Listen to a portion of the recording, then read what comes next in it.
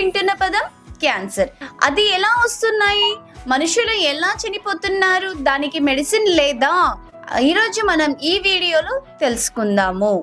మన శరీరంలో రోజు లక్షల కొద్దీ కణాలు పుడుతుంటాయి, కానీ కొన్ని కణాలు నియంత్రణ తప్పి ప్రమాదకరమైన క్యాన్సర్కు దారితీస్తాయి. క్యాన్సర్ అనేది శరీరంలో కణాలు నియంత్రణ లేకుండా పెరుగుతూ ఆరోగ్యకరమైన కణాలను నాశనం చేసే ఒక వ్యాధి. ఈ కణాలను ట్యూమర్లుగా ఏర్పడి శరీరంలో ఇతర భాగాలను వ్యాపించుకోవచ్చు. మెటాటాసిస్. ధూమపానం, స్మోకింగ్ వల్ల ఇది లంగ్స్ క్యాన్సర్కు ప్రధాన కారణం.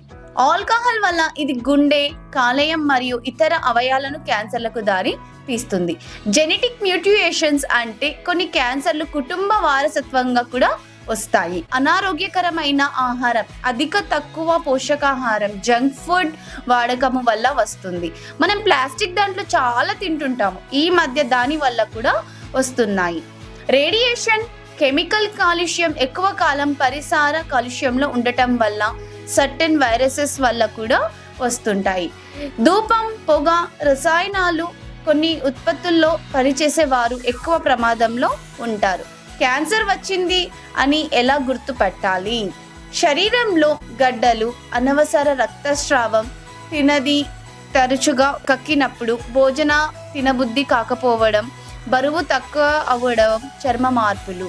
సో ఇలాంటివన్నీ మనకి చేంజెస్ కనిపిస్తాయి. ఎలా తగ్గించుకోవాలంటే రెగ్యులర్ హెల్త్ చెకప్లు, వ్యాయామం, ధూమపానం మానడం, vaccinations like HPV, hepatitis B.